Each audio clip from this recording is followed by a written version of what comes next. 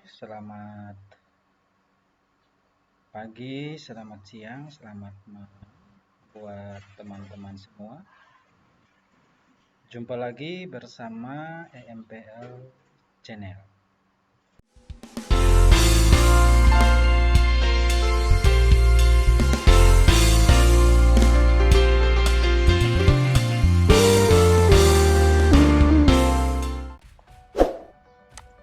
Beberapa balok ini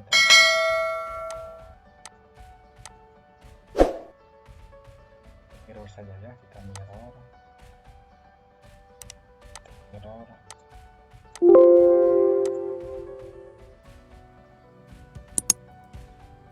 Oke, seperti ini teman-teman.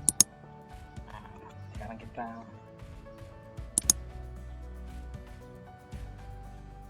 membuat tambahan balok dulu ya. Biasa 6 ini adalah tebal ya, tebal kayu yang terus ini 12 ya. Saya biasa menggunakan balok 16 ya. Kita memberikan material, kita mau tekan kontrol supaya mempermudah kita di dalam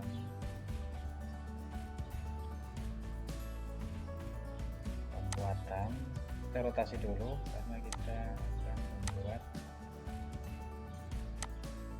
balok pengunci atau balok pengikat untuk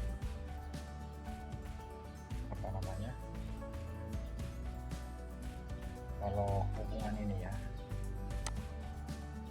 Oke, seperti ini kurang lebih.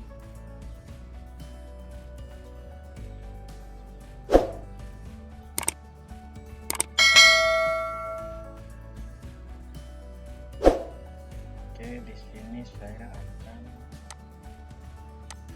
garis bantu supaya mempermudah kita di dalam mendesain.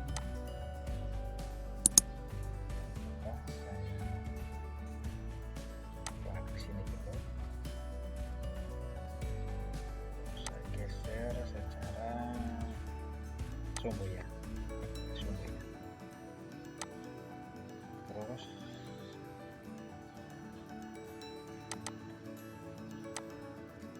oke. Saya akan caranya, oh iya, saya geser ke dalam.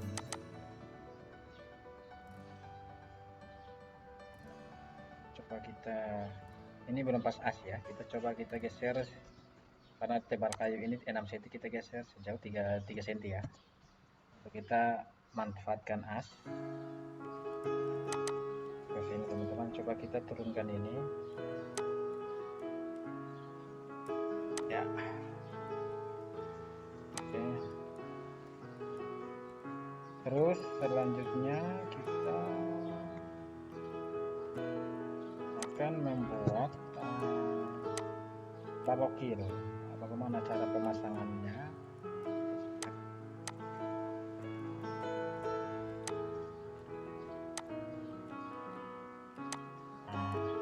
Sini saya rotasi dulu ya, kita rotasi dulu sudut.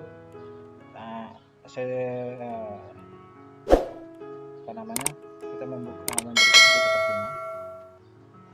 Ini dimaksud agar ketika kita memasang balok kita bisa mengerti, kita tinggal sesuaikan saja.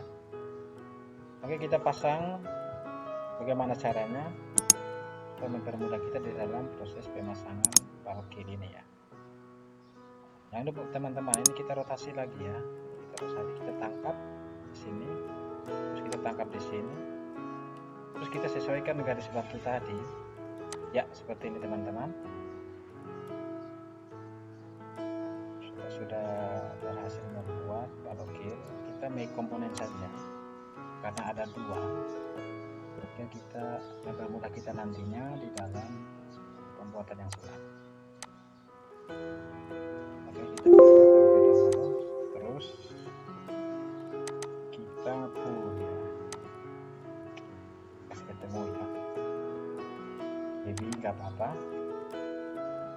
seperti ini teman-teman. Terus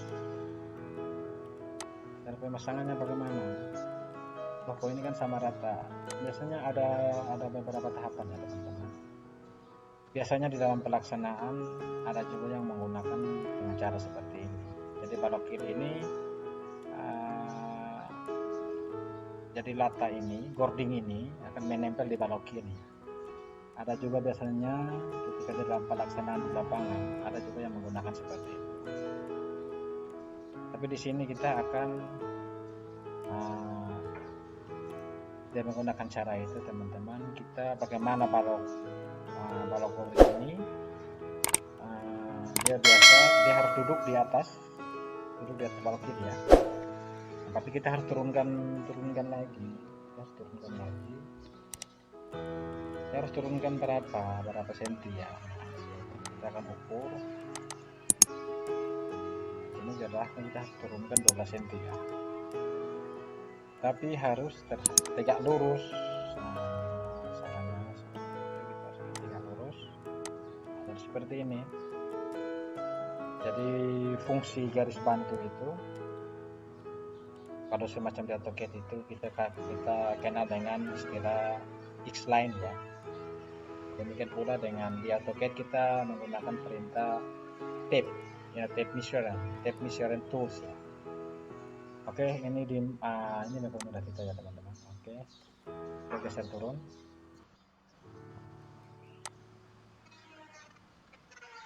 Kenapa jaraknya tadi 13? Karena jarak datar dengan jarak miring jelas pasti beda ya teman-teman. Oke, sekarang kita sudah berhasil membuat balok kiri. Terus langkah berikutnya kita harus posisikan. Ini kan masih di pinggir nih, ini ya, lepas as ya. Biasanya kebanyakan di lapangan banyak orang yang salah. Biasanya terjadi selisih ya di dalam pemasangan kill ini, karena banyak orang mengabaikan sudut presisinya. Banyak orang mengabaikan presisinya, atau bukan mengabaikan juga, tapi mereka kurang memahami ya. Makanya ketika kita biasanya kalau di dalam merencanakan sebuah gedung atau sebuah bangunan, saya akan membuat gambar rencananya, khususnya 3D-nya terlebih dahulu untuk menjelaskan kepada para pekerja ya, tukang-tukang, biar mereka dapat pahami, biar mereka dapat mengerti. Oke teman-teman, terus kita posisikan dulu balok ini tepat pada as ya. Oke, kita move 3 cm supaya semua pas as ya. Sebelah juga demikian. Kita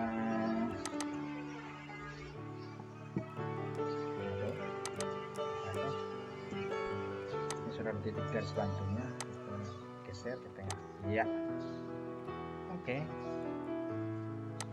terus kita hidden yang ini ya, kita terlebih dahulu, terus kita hide aja, ikan dulu. Ini maksud saya teman-teman, cara kita membuat balok kiri, balok utama. Oke, terus di sini ada beberapa yang harus kita. Di sini saya akan memotong balok ini. Jadi semua ini yang kita buat ini adalah penggantung. Kita menggunakan penggantung yang menghubungkan antara dua belah.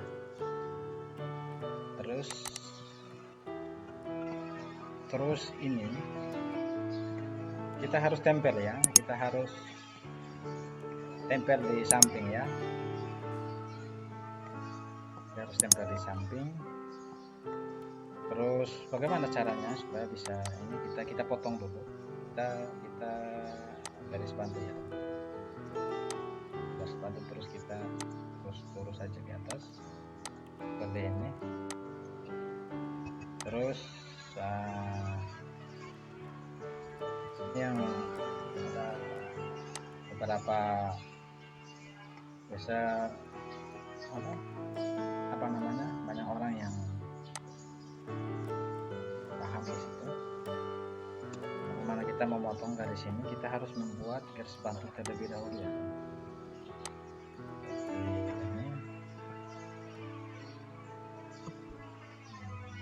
Seperti ini saya biasa menggunakan ini.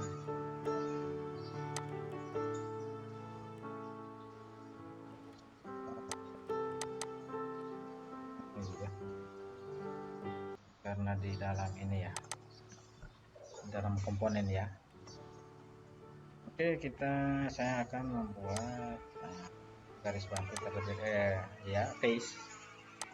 Kita harus memberikan surface, memberikan face. Kita harus pasang di sini. Cara cepat ya untuk kita membuat, kita memotong.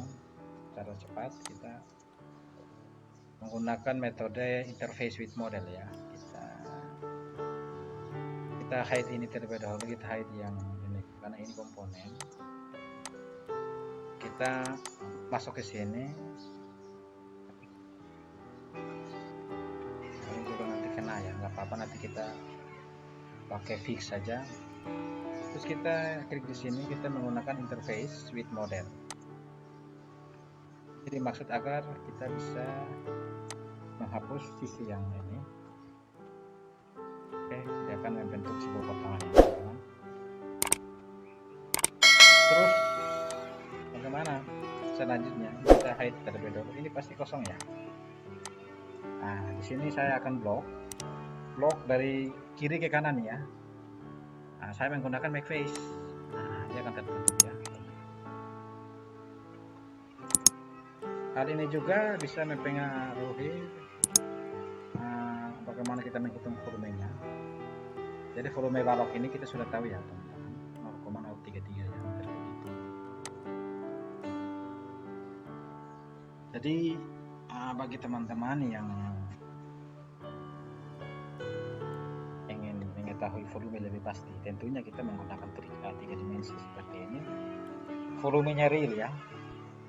Volume yang kita hitung itu pasti real dan cepat. Oke, terus kita aktifkan kembali apa yang tadi kita sudah sembunyi, kita hidden. Terus kita hidden kembali yang ini ya, hide ya, seperti ini teman-teman. Jadi ini juga kita hide. Nah, jos. Jadi metode pelaksanaannya nanti seperti ini ya teman-teman. Jadi ini kita paku ke sana, atau kita baut ke sana. Terus ini kita paku dari samping, ya udah, sudah menjadi satu konstruksi yang cukup bagus, kuat. Terus bagaimana dengan yang ini? Kita harus potong satu-satu ya teman-teman. Harus potong satu-satu.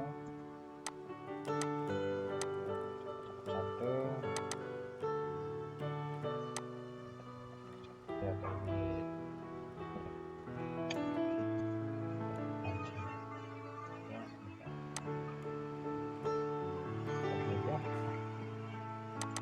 demikian pula ini.